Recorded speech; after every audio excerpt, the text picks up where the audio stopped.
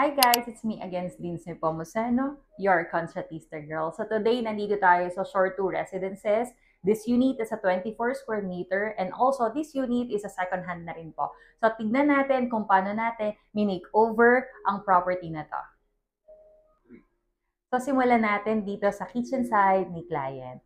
So sa part na to guys, kung mapapansin nyo, hindi na kami nagbago ng countertop niya since maayos naman. And then also for this one, yung loob niya kasi guys, yung pinaka-structure ng cabinet niya, maayos pa rin naman. Kaya ang ginawa lang namin, para of course medyo may pagbabago dito sa unit na to, may new look, may new touch din tayong ginawa, is nagpalit tayo ng glossy na laminated na color mocha. Ayan. And then, dito guys, dati kasi, it's cabinet lang din siyang pagganon. So, ang ginawa na lang namin dito is ginawa namin siyang shurak since maliit lang din naman yung nasa loob niya. Maliit lang naman na hindi na makakapag-stock ng kung anumang gamit na ganun kalaki. So, ginawa na lang namin siyang shurak. Ayan. Para at least, magamit pa rin natin yung kahit maliit na part nung lower cabinet niya. And then, of course, for the upper cabinet niya, ganun lang din, pinalitan lang din namin yung kanyang mga pinto since mapapansin nyo naman, maayos naman yung loob. And then, before, yung pinaka-range dito, naka-expose siya. So, ngayon ang ginawa na lang namin, kinover namin siya para isang look na lang siya. And then, ganyan. Okay, push. Okay, push siya. Ayan. And then, dito sa pinaka-simple client, naglagay lang din naman kami. Biniba namin yung faucet, and then naglagay kami dito ng towel bar. And then, of course, ang ating backsplash para at least meron tayong konting design dito sa ating kitchen side. And then, of course, we have the T5 light dito. And then, sa sink natin, kasi hindi na natin siya binago since maayos pa naman. So, by the way, guys, si client pala is nagpalagay din ng smart lock niya since this unit is designed for the staycation. So, let's go to toilet and bath. Sa toilet and bath natin, guys, mapapansin nyo yung door natin, hindi rin natin siya binago na. Kasi, maayos pa naman ito. And then, of course, para makabawas din sa costing ng renovation na to. So, let's go. Ayan. So, sa toilet and bath natin, nag-install lang kami dito. Of course, meron tayong lavatory sink and then we put ng gold hardware niya rito or yung gold faucet niya. And then this one, guys, it's a synthetic quartz natin na ginawa niyang sa lavatory countertop natin. And then, of course, we have the mirror here. And then, we have the medicine cabinet naman dito. Ganyan. And then, syempre, meron tayong T5 para at least mas maging maganda yung effect ng lighting dito sa toilet and bath natin. Then, of course, we have the dish dispenser, the hand soap dispenser natin. And then, of course, we have the shelves here. Then, we have the profile lighting lang doon sa pinakasulok niya. Para alam mo yun, mas magmukha pa siyang mas magbigay ng aliwalas dito sa loob ng toilet and bath natin. And then we also have, yan, nagpa-install lang din ako ng towel bar natin. And then we also have the bidet natin. And then this one, guys, hindi na kami nagbago ng tiles natin since, again, maayos pa naman. And then, of course, para at least medyo pumasok sa budget na gusto ni client. And then, of course, yung pinaka-toilet bowl, hindi na din.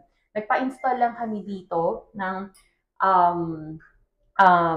shower enclosure niya. So, this time, clear naman tayo. Tapos, guys, kung mapapansin nyo, pati yung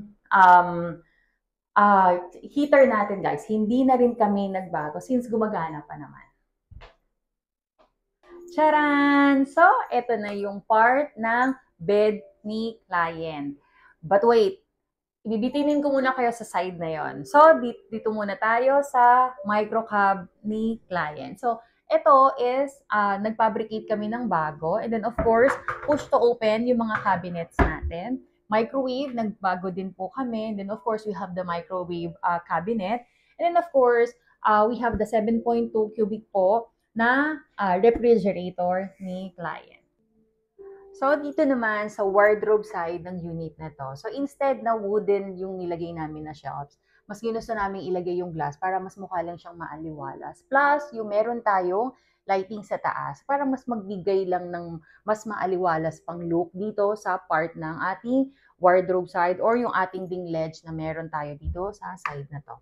Of course, guys, sa mga previous projects namin, hindi ko na-highlight sa inyo yung pag-i-install namin ng mga switches, ng mga outlet na may USB port. Bakit? Para at least if ever na may mag-check-in sa atin na nalimutan ng adapter niya at wire lang ang nadala, pwede silang magsaksak dito at makakapag-charge na. So, of course, we have the ledge patungan ko ng cellphones, ng jewelries, ng keys, ni client pag siya ay nag-check-in dito. And then, of course, we have the push to open na drawers pa rin dito. And then, under, we have the shelves na para at least kung may gusto pang ipatong dyan yung mga magiging guests natin, makakapaglagay pa sila. And then, also, we have dito ng provision natin or yung saksakan pa rin natin for the Wi-Fi natin. So, meron na kasi dyan na mismo yung nakalagay na part, dyan na mismo yung merong outlet, and then yung pinakasaksakan mismo ng ating Wi-Fi. Of course, dito sa ating cabinet, ang ating wardrobe na naka-full mirror there with the gold handle na nagbigay lalo ng magandang look dito sa side na to. Yeah, we have the full mirror. Of course, we have the drawer kasi nga this unit is for the staycation. So, kailangan talaga natin ng may mga storage talaga tayo na nakalock kasi yung room amenities, ganyan, yung bed sheet or pwedeng towel, pwedeng i-store pa siya ni unit owner. So, of course, we have the upper pa rin ng upper shelves pa rin natin. And then, syempre, yung ating sabitan dyan, sabitan ng ating mga damit. Okay. So, ganun pa rin naman sa side na to. Yan. Meron pa rin siyang mga shelves. Okay. And then, of course, guys, nga pala sa mga, sa bed frames natin, meron pa rin siyang mga drawers para at least, dun pa rin may additional pa rin si client na meron pa rin siyang additional na mga lagayan ng kanilang mga towels and then bedsheet niya for the staycation. So, let's proceed sa ating workstation. Workstation, dining table, ledge, kung ano man yung gusto nating itawag dito. Basta ang purpose natin dito is, of course, makapagpatong, magamit siya kung gusto man nating, kung kakain man tayo in time. Of course, sa condominium again, may time na maliliit lang po talaga yung mga cut ng ating unit. So, we cannot put another dining set po para po magkaroon lang po tayo ng another na side for the dining table. And then, of course, guys, ito, naglagay lang din kami ng pendant light. And then, of course, we have the frame here. And then, dito sa side na to, naglagay na lang kami ng additional ng wall accent natin or yung shelves natin for wine or mga displays natin. Para at least mas makapagdagdag pa ng ganda yung sa side na to. Okay, tapos guys, ito pala If ever na hindi na kinaya dahil 4 minsan ang nag-check-in dito, lahat gustong gumamit ng mirror. We have meron tayong wardrobe mirror, meron tayong wardrobe, full mirror, we have the toilet and bath natin, and then we have another full mirror sa side na yon. If ever nakapusin pa rin ang mga salamin natin dahil sabay-sabay nag-aayusan, meron na rin tayong sagot dyan. Iusog nga lang natin to, Ayan. Okay. We have vanity mirror pa dito. Sige, mag-ayos dito, mag-ayos sa kabilang side, mag-ayos sa wardrobe, and then mag-ayos doon sa toilet and bath natin. Yan siya. Okay, next. And then, of course, guys, para magkaroon lang siya ng hotel vibes talaga, we use the fabric texture ng ating marine laminated wood. So, for the wall natin, we also, we use yung cream fabric siya na laminated board natin.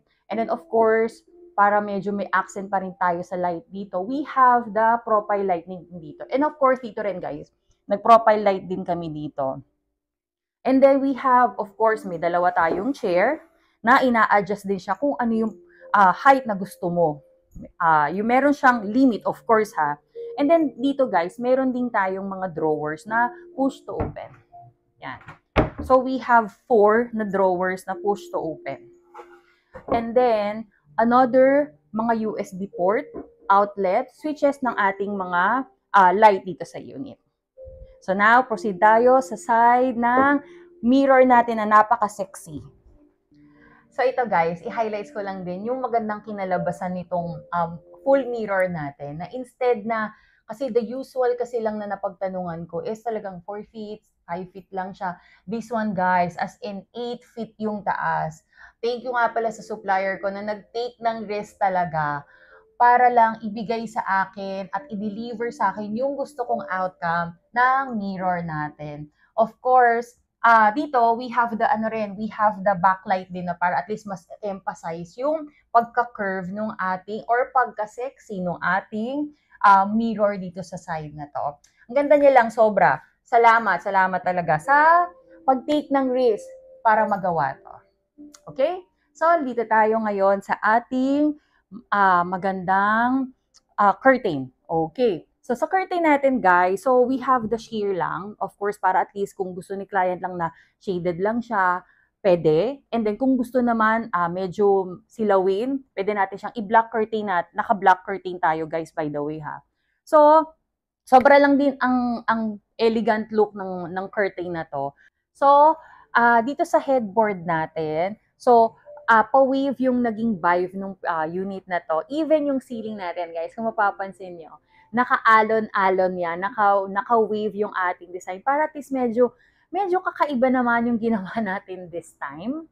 And then, of course, ayan, sa taas, ganun din, pina-wave din natin siya. And then, we have the 2 pin lights, 2 pendant light there. And then, we have the pin lights. Kung mapapansin nyo, guys, no, ang aliwalas nung naging finish nitong unit na to. Siguro nga dahil, of course, meron tayong magagandang ilaw. Meron tayong mga maliliwanag dyan na ilaw. At yung ceiling natin, cove light, and then, of course, yung mga pin lights natin. Yan. Sobrang, ang ganda lang nung kinalabasan nitong ceiling part natin na kakaiba, diba? And then, yan, of course, we have the 2 beds natin. Ang possible kasi na magkasya talaga dito para at least we can cater ng 4 na guests. So 2 double bed yung nilagay natin. And then ayan, we have dito ng center, of course, we have the center table here na meron pa ding push to open na drawer. And then of course, kung mapapansin nyo guys, we still have dito ng mga USB port natin. Para at least makapag-charge dyan si client. And then, yan, headboard natin, guys. Ayan, kung mapapansin, tanggalin ko na to. Ang headboard natin ay, ayan pa rin. Meron pa rin kwento at meron pa rin drama yung kanyang headboard. So, ayun lang, guys. Hope nagustuhan nyo kung paano namin minake-over ang unit na to. By the way, thank you for the Sia Brothers na laging walang sawang nagpapagawa sa akin, nagtitiwala, i-make over yung kanilang mga properties.